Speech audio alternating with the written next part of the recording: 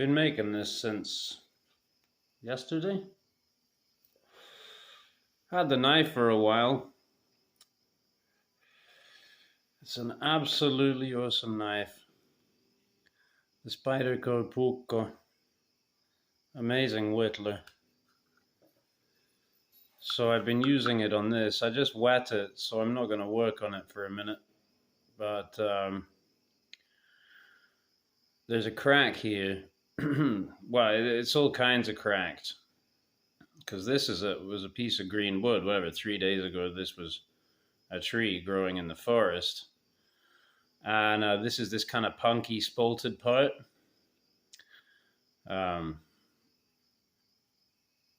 wanted to do this idea. I split a regular piece and the split was bad. So I started again and I found one that had this, this black. It was just all black on the inside and punky. And I thought, well, let me try this. Let me experiment. And it was easy to carve because the inside part was so punky. And even like here, say, it's deteriorated somewhat. It's not quite rotten, but the thing is that now I'm just going to give this an epoxy soak. Well, I'm going to let it dry and I'm going to work it a little more, trying to get everything aligned so that it's just a little, it's still a little fuzzy on the inside there. I need to do some filing on the inside so it goes in well. But, I want to get it so it's kind of flush, but just a little, like here, just a little lower. See there, it's a little, so it needs to come in. I need to take out this curve. Yeah, we can do that now. A little bit of that just to demonstrate.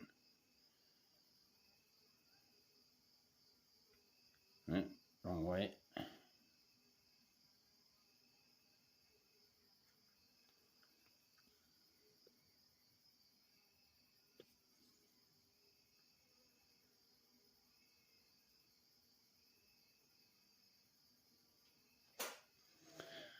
The thing is, you'd have to be here. You'd have to try doing this with pretty much any other knife. Okay, look, I've been using another knife because another way to do this, of course, and people often do this with a belt grinder. I guess you do the knife and the sheath at the same time.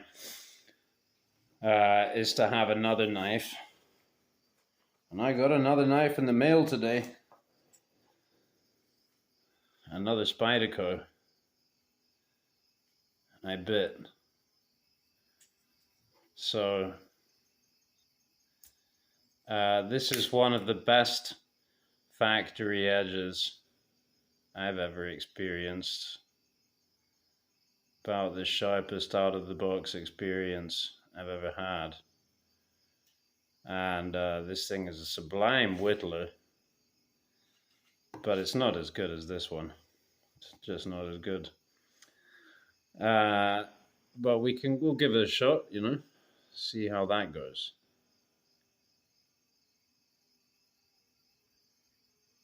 Really good. Maybe on this punky part, this one's even better. I don't know.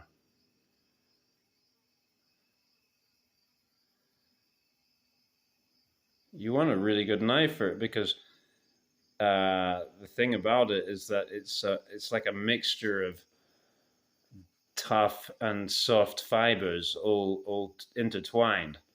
So you go in there with something subpar and it just makes a mess, just mashes everything up. But this is, this is really good. Also, let's see how I just tapped the brass there. Don't have to worry about it because of the legendary CPM 15V edge retention, Sean Houston, yada yada, bloody blada. Well, so anyway, yeah, that's what I'm going to do.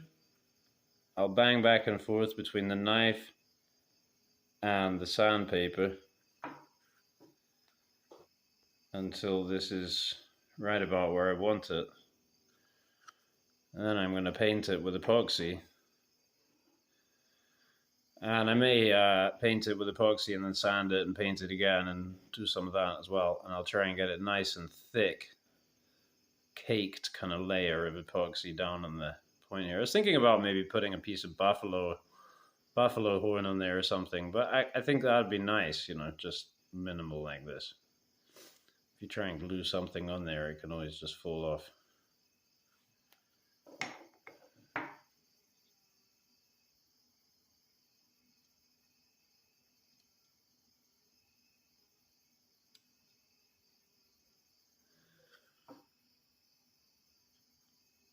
Yeah, I just wanted to report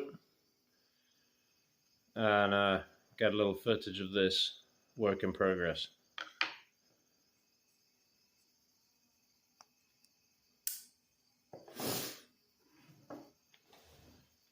Thanks for watching.